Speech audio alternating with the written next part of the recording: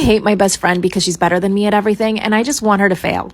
Am I crazy? Disclaimer, this is not my story time. It was sent to me on Instagram. I met my best friend over 3 years ago. We both worked at the same corporate job, but I was way ahead of her. I was already making 6 figures, I lived on my own, and I had a really great relationship. She, on the other hand, was broke. She was just getting out of an abusive relationship. She was basically starting from the bottom up. I decided to take her under my wing and help her out, and now I totally regret it. I would take her out to lunch once a week so that I could help her out with the job, because I started in the same position and I knew exactly what she needed to do to rise in the ranks. I gave her my best advice, and not only did she implement it, she did better than me. My bosses loved her. Everyone in the office loved her. She was charismatic and funny, and she was the girl everybody wanted to sit with at lunch. At first, I supported it. I mean, she needed the help, and if I was in her position, I wish somebody like me would have helped me. But my hate began to grow. Part 2 is up.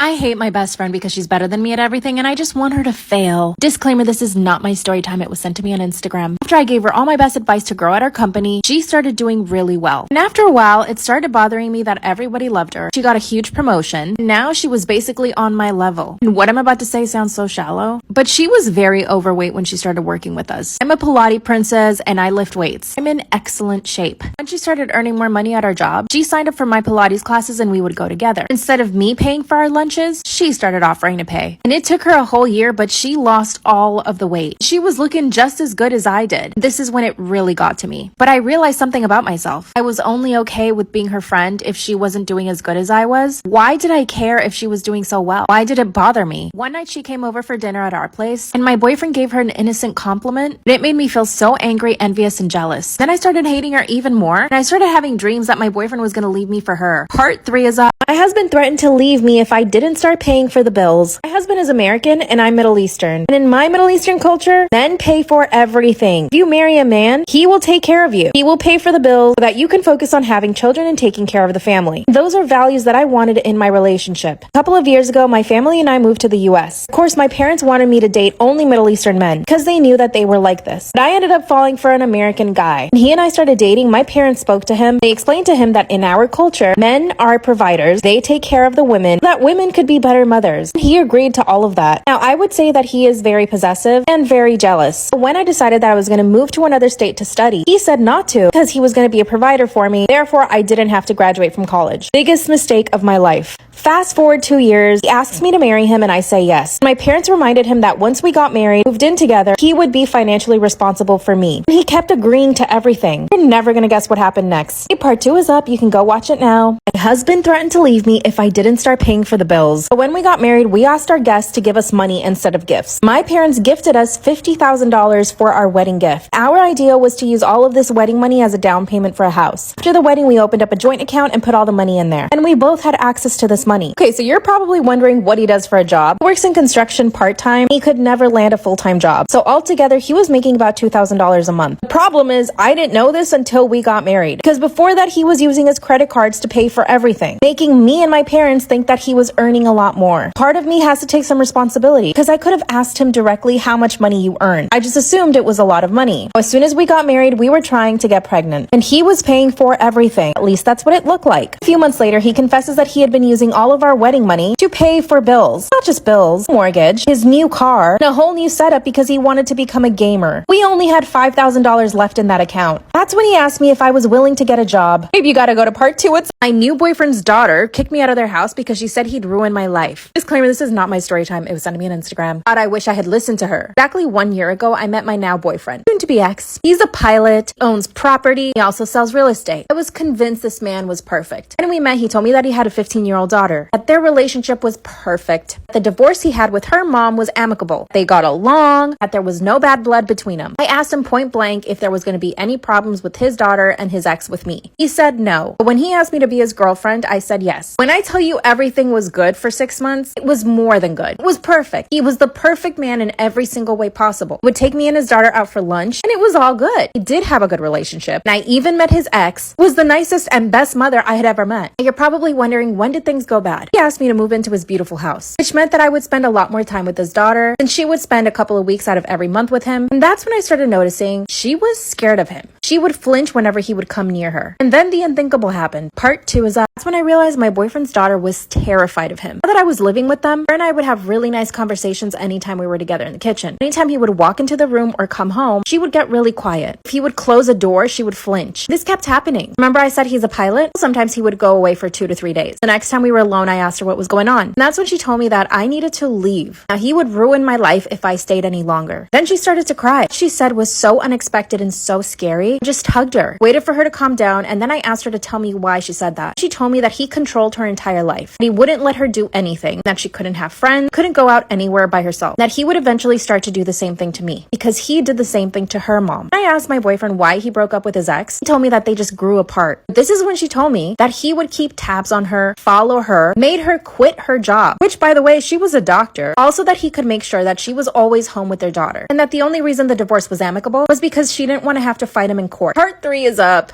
My boyfriend's daughter kicked me out of their house because she said that he would ruin my life. This is not my story time with sent me on Instagram. After telling me how controlling and abusive he had been to her and her mom, he told me that I needed to leave right now because he was waiting to ask me to marry him, that once we were married, he would start to control my life like he did theirs. She then said that she could see that I wasn't believing her, so she pulls out her phone and calls her mom. She starts saying the same things, that at one point she even had to get a restraining order against him, that the only reason she lets her daughter spend so much time with him is because she's afraid that he might want custody. My relationship with him was so perfect. Just couldn't believe them. And guess what? I'm glad I didn't. I did end up leaving the house. When my boyfriend came back from his work trip, he told me that they had done this to every other girlfriend he tried to have. That it was all a lie. Girl, I almost believed them. All this drama made me feel so bad. I actually broke up with him. He gave me space for a month, but now he wants me to get back with him. I don't want to deal with his daughter and his ex. What should I? Story time about how my grandma got married when she was 14 years old. Disclaimer, this is not my story time, it's sent me on Instagram. So just picture it. I'm sitting with my 94-year-old grandma in the kitchen,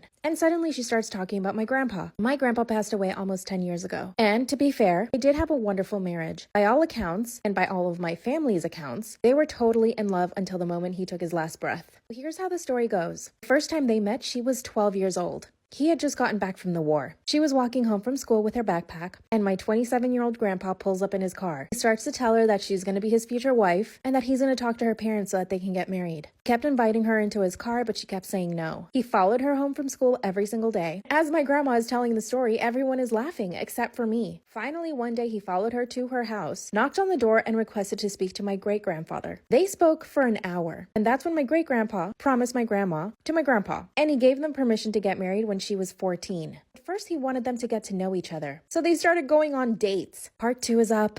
Story time about how my grandma married my grandpa when she was 14. Disclaimer, this is not my story time, it's sent me on Instagram. And if you want longer story times, go to my YouTube. This is when my great-grandfather promised my 12-year-old grandma to my 27-year-old grandfather. My great-grandpa thought that it would be best they wait 2 years so that they can get married when she's 14. In the meantime, he suggested that they start going out on dates. Yes, a 12-year-old girl and a 27-year-old man. By the way, as my grandma is telling this story, all of my cousins are laughing at this. I'm trembling in my seat. She explained to us that for those 2 years, my grandfather was on his best behavior, and that essentially they read books together, they walked together by the lake, and he would take her out to see movies. She said at the time it was a big deal. Going to the movies was like a big treat. I guess it made me feel better knowing that he didn't try to do anything to her at the time. Still, it's absolutely disgusting. Finally, the 2 years pass, and at this point, they're totally in love. They get married. Both their families attended this wedding. How did no one in their families think it was inappropriate? Watching a 14-year-old get married to a 29-year-old man? But it gets worse. Part 3 is up.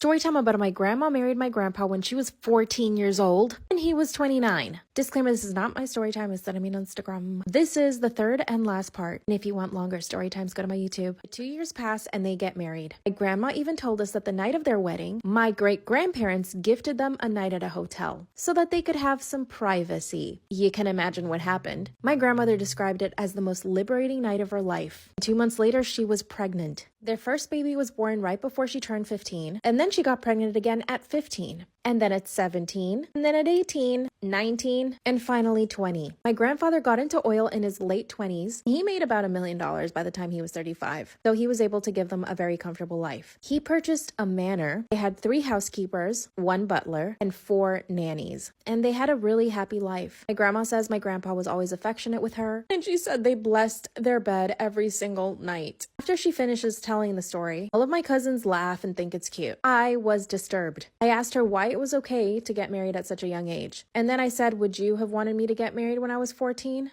That's when she said that times were just different back then. The war was happening, and people didn't know if they would live or die. She also said that when a catch like my grandfather turned up, most parents were looking for a man like my grandfather to marry off their daughters. Grandpa was educated, handsome, driven, had great work ethic, and he took care of her, which is what he promised my great-grandpa. And then when the children came, he more than took care of them. He even took care of my great-grandparents too. He ended up moving them into the manor in their old age, and they were fully taken care of by the staff. Apparently, the manor was big enough to fit in 4 families. Now, I loved my grandfather. He was a great, kind man, and I myself benefited off the generational wealth. He paid for my education, and I'm now a lawyer for it. But still, a huge part of me feels absolutely disgusted with the history of their love. Even though back then that might have been normal, I think it's horrendous. Yes, they had a great love story, but she was a child. Apparently, this was a big family secret. None of the uncles or my parents wanted us to know. I got into a huge argument with my parents for hiding this from me. They think I'm totally overreacting. Am I, though? I guess I'll need more therapy. What do you think? I ended up getting plastic surgery because my boyfriend is prettier and hotter than me. You can totally roast me in the comments, but hear me out. When he and I matched on Bumble, I was shocked that he would even want to talk to me. Knew right away that he was way out of my league, and he was way prettier than me. Preparation to go on this date, I dieted for 3 weeks. I lost 7 pounds. I put 3 layers on of Skims compression Spanx. That's how desperate I was to look skinny. Colored my hair chocolate brown, got the butterfly haircut, got 1 ml of lip filler. And the day of the date, I actually got my makeup done, but it was such minimal makeup that he thought I wasn't wearing anything. By the end of those 3 weeks, I had completely transformed. And the first time he met me, he kept commenting how beautiful my skin was, how rosy my cheeks were, pretty and plump my lips were. I actually believed I had no makeup on. I realized everything I did worked. I knew from this moment on I had to keep up the act. Now, no way in hell was I ever gonna have a small waist. So I went to a plastic surgeon, and I ended up getting 360 lipo. And I also got new boobulas, but they weren't huge, they were just a little bit bigger. How did I explain this? Told him I had appendicitis and that I had to get surgery. Have to go to part 2, it's up.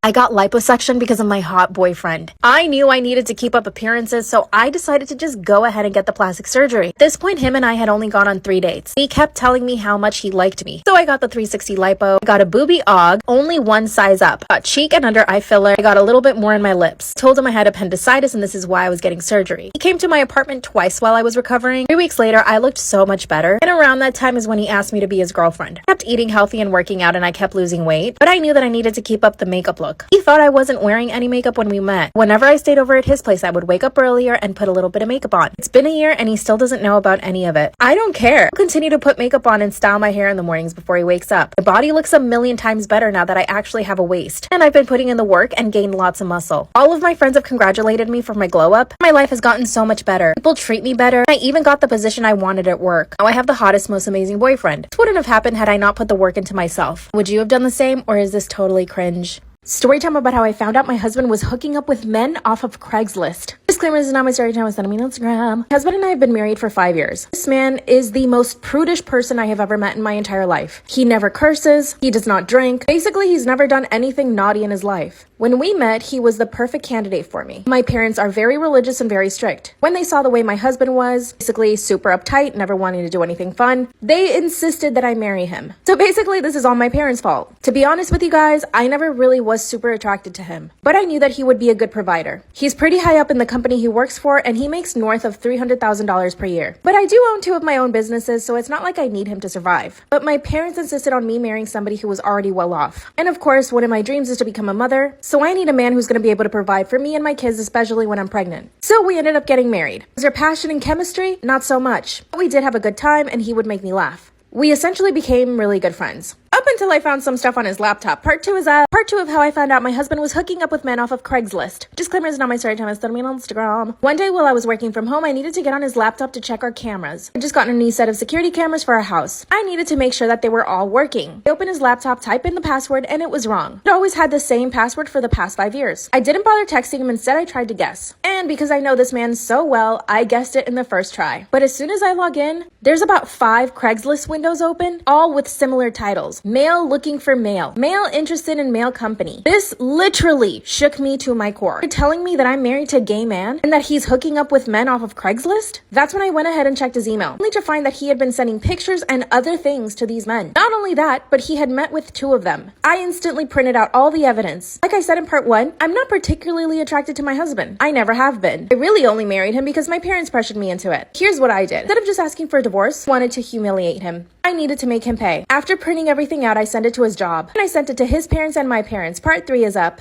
That's when I sent videos of my own husband hooking up with other men to his job, my parents, and his parents. At this point, I had been married to a man that I wasn't attracted to for 5 years, only to find out that he was hooking up with other men off of Craigslist. Remember I said in part 1 how prudish my husband was? He always made himself seem like he was the perfect man, like he had never done anything bad in his life. But let me tell you, some of the things I read in those emails, and the pictures, and the video, disgusting. No wonder he put off having kids for so long, and no wonder he made me get on the pill, because he never had the intention of having kids. When everyone received their packages, my husband called me super upset. He said that he had only done it for about a week, and that it was just him experimenting. And he told me that his job put him on suspension. My parents, of course, stopped speaking to him. My mother-in-law calls me on the phone and tells me that she had always known that he was gay. And apparently they insisted on him not marrying me. But he was set on having the perfect wife. The perfect life. We're obviously getting a divorce now and I'm getting all his money. Or at least I'm gonna try. He's already claiming that I'm obsessed with him, so he wants to get a restraining order. I need to make him suffer even more. How should I do this? Part 4 will be up soon. My husband signed up for my sister's OnlyFriends. Should I divorce him? Disclaimer, not my story time, instead of me on Instagram. My husband and I have a really toxic relationship. When he and I first started dating, I was extremely jealous. I would instigate fights almost every single day. Now that we're married, I'm definitely less jealous. But he's always been jealous throughout our relationship. He tries to control everything I do, down to the way I dress and even the people I can or cannot hang out with. He even insisted that I quit my job, which I did. He's invested a lot in Tesla and crypto, so he makes a lot of money without having to leave the house. Which, yes, is totally amazing. But that means he and I are together all the time. And with his jealousy, sometimes I just can't stand him. I've tried to help him with his jealousy because I used to be in that place. And when I try to talk to him about it, he just gets mad at me. Whenever he sees that I post something on Instagram, he gets angry. He says that I'm looking for attention, which of course I am, but not from guys. Everyone posts on social media because they want to show off their life. A little on my sister. We're identical twins. And we're really, really close. Unfortunately, my sister got laid off from her job last year. That's when she decided to start her OnlyFriends. I support her in everything she wants to do. She's actually making really good money from it, so she's really happy about it. A few days ago, I got on my husband's phone to look for something. When I see my sister's pictures, part 2 is up. My husband signed up for my sister's OnlyFriends. Should I divorce him? Disclaimers are not my story time, it's not me on Instagram. A few days ago, I got on my husband's phone to transfer some money from his account to mine. When I started looking for his banking app, I noticed something else on his screen. I had never seen this before, so I clicked on it. And as soon as I opened it, I see my sister's pictures. And I knew it was her OnlyFriends right away. By the way, I had never told my husband that my sister had an OnlyFriends. She wouldn't even post about it on her social media. So the fact that he found it makes me believe that he had my phone bugged or something. But here's the thing. He was using a different name for his account, so it was likely that my sister did not know it was him. From there, I could see that he was following a bunch of other girls. And when I went to their messages, he had paid over hundreds of dollars every single day to all of these girls. Can you imagine how much money that is? My husband came into the room and saw me on his phone. Of course, he didn't freak out because he never thought that I would find it. But I confronted him right away. But he didn't even flinch. He said he had every right to go on OnlyFans because it was the same thing as going to any website. I told him to at least unfollow my sister and he said that he wouldn't. He said he loved it because it was like watching me do naughty things. Then he said, "Isn't this better than cheating on you?" I was flabbergasted. Part 3 is up.